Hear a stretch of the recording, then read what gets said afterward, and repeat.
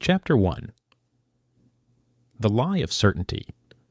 Certainty is the most expensive drug in trading, not because it doesn't exist, because the brain demands it before permission to act.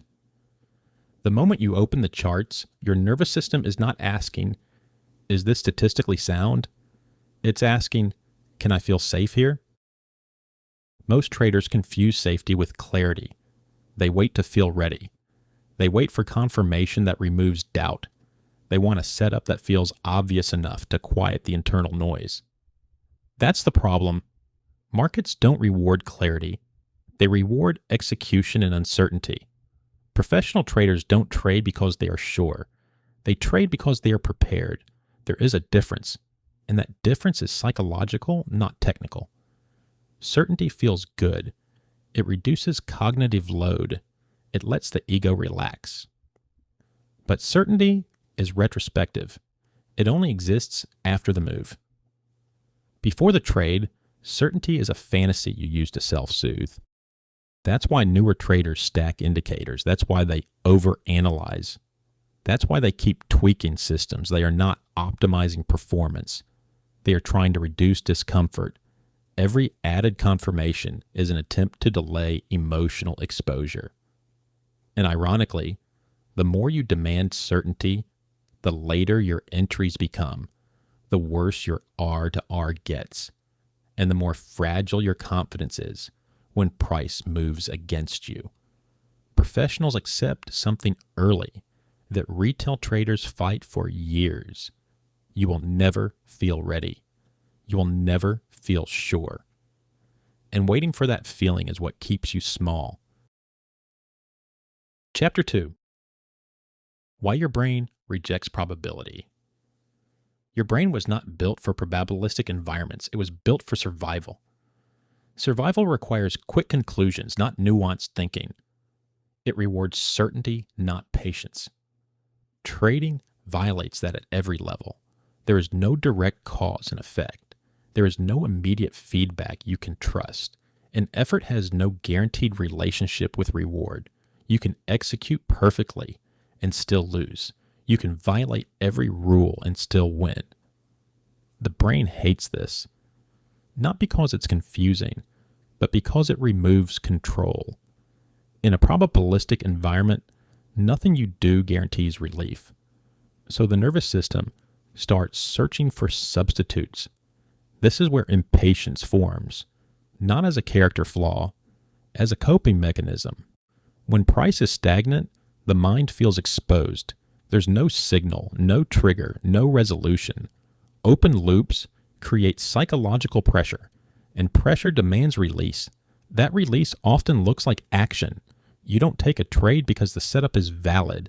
You take it because doing nothing has become intolerable. Here's the part most traders miss. Impatience isn't about wanting more money. It's about wanting the discomfort to stop. Boredom in trading is misnamed. It's not boredom, it's the absence of feedback. The brain interprets silence as risk, so it creates activity. A trade gives you something to react to, something to manage, something to blame. Waiting gives you nothing. No stimulation, no justification, no emotional release. That's why traders convince themselves that screen time equals progress. They stare at charts not to learn, but to feel involved, and involvement feels safe. Over time, this becomes an identity issue. If you're not in a trade, you feel behind. If you're not active, you feel unproductive. If you're waiting, you feel stupid. So you manufacture reasons, you see early signals, you interpret noise as structure, you relax rules just this once. This is not ignorance. This is emotional bargaining. Your brain is negotiating with probability because it hates ambiguity. And probability doesn't negotiate back. Here's where this becomes dangerous. When you repeatedly act under uncertainty without structure, your brain starts trusting feelings over rules. Not consciously, subtly. You start saying things like, "I've seen this before. It feels ready. The market looks heavy." These phrases aren't analysis. They're discomfort rationalized into language. Professional traders experience the same discomfort. The difference is not emotional strength, it's conditioning. They've trained their nervous system to tolerate incomplete information without filling the gap with action. They understand that clarity is not a prerequisite for execution. Only alignment is. And alignment does not feel good. It feels neutral. That neutrality is unsettling at first, because without emotional spikes, trading feels empty, mechanical, almost boring, which is exactly why it works.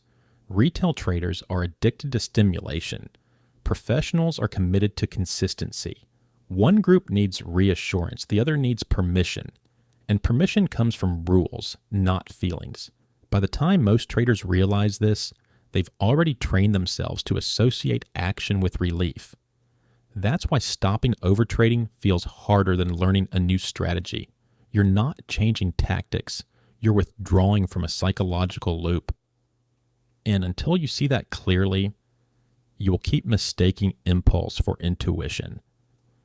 This is the bridge between understanding probability and respecting it. And it's where activity quietly replaces discipline, which is exactly what Chapter 3 dismantles. Chapter 3. Activity is not discipline. There's a quiet confusion in trading that ruins people who are otherwise intelligent. They confuse being active with being disciplined. Activity looks responsible. Discipline looks boring. So activity wins. Opening charts feels like work. Scanning markets feels like effort. Taking trades feels like engagement. Waiting feels like avoidance. This is backwards, but it feels right emotionally. The market rewards restraint, but humans reward effort. That mismatch is where traders bleed. When you're active, you feel useful. When you're waiting, you feel irrelevant. And relevance matters to the ego. That's why traders don't just want to make money. They want to feel like traders, so they stay involved. They justify screen time as practice. They justify marginal setups as experience. They justify overtrading as learning. But experience without standards doesn't sharpen you, it dulls you. Each unnecessary trade teaches the brain one thing: rules are flexible, and flexibility feels freeing at first. Breaking a rule doesn't cause immediate pain. Sometimes it even pays. That's how discipline gets corroded quietly. Not through failure, through survival. Every time you violate structure and escape consequences, authority weakens. You don't feel it immediately. You feel it later when hesitation creeps in, when conviction fades, when you no longer trust yourself under pressure. This is why discipline doesn't collapse gradually. It collapses suddenly. One day you wake up and realize you don't know when to stop, not because you forgot your rules, but because you trained yourself that they don't matter. Professionals treat activity as a liability. They understand something most traders avoid. The more decisions you make, the more emotional exposure you accumulate. Fatigue isn't just physical, it's cognitive. Every unnecessary choice drains judgment. Every impulsive click erodes clarity. That's why professionals aim to reduce decisions, not increase them. They don't trade to feel productive. They trade because conditions were met. And if conditions aren't met, they don't substitute discipline with effort. They do nothing. This is where identity splits. Retail traders ask, how often should I trade? Professionals ask, how rarely can I trade and still express my edge? One group measures effort. The other measures alignment. This is also why boredom becomes dangerous. Boredom isn't inactivity. It's the ego starving. Without trades, there's no feedback. Without feedback, the mind starts narrating. It starts questioning. Am I missing it? Should I be more aggressive? Maybe the rules are too strict. That voice doesn't sound reckless. It sounds reasonable. And that's the trap. The moment you start negotiating with your rules, discipline is already gone. You don't lose discipline when you break rules. You lose it when you justify exceptions. Professionals remove the need to negotiate. They don't rely on willpower. They don't rely on motivation. They don't rely on self-talk. They rely on consequences. Because without consequences, rules are just suggestions, and suggestions collapse under stress. This is where chapter 4 begins, because at some point, understanding psychology isn't enough. Awareness doesn't stop impulses. Insight doesn't enforce behavior, only structure does. And without a rule that bites back, discipline stays theoretical. Chapter 4. The rule that changes everything. Here's the part most traders avoid. Rules don't fail because they're wrong. They fail because they are optional in the trader's mind. If you can break a rule and still trade tomorrow, the rule is weak. Professionals enforce non-negotiable consequences, not emotional consequences, structural ones. Here's the rule. If you violate your entry criteria, you stop trading for the day. No exceptions. Not after a loss, after a violation. Because losses are statistical, violations are behavioral. This rule does something powerful. It detaches discipline from outcomes. You stop judging trades by money. You judge them by obedience. This rewires authority. Your brain learns. Following rules equals continuity. Breaking rules equals removal of access. Over time, this reduces impulsivity, not by force, but by association. You no longer fear missing trades. You fear losing permission. And that's the shift from amateur to professional.